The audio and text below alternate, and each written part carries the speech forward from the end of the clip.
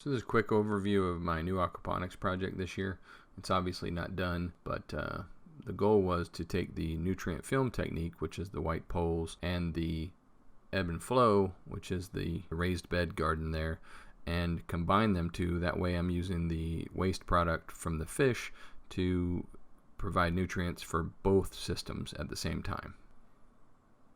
So my first NFT project was 2 years ago, and you see the A-frame there, and it really worked well, and it grew fine, but then it actually grew a little too much, and so some of the weather impacts of the A-frame were not very good, so I ended up basically bracing it against the wall.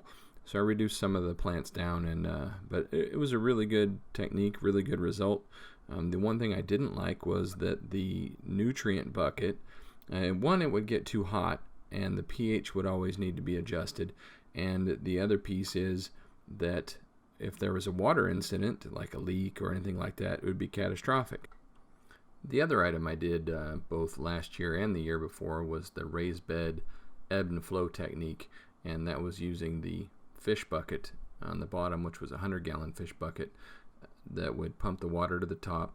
It would raise, and then an auto siphon would drain it down.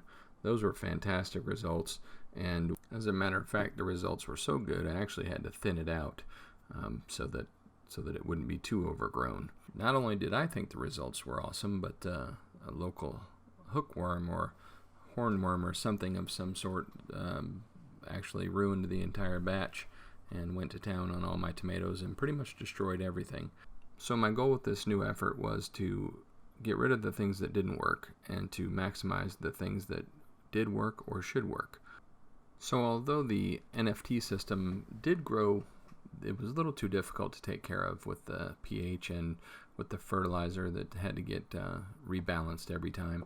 And so by using the fish to feed both systems, I'm trying to maximize on the fact that the fish really did keep everything balanced out, both nutritionally and pH wise.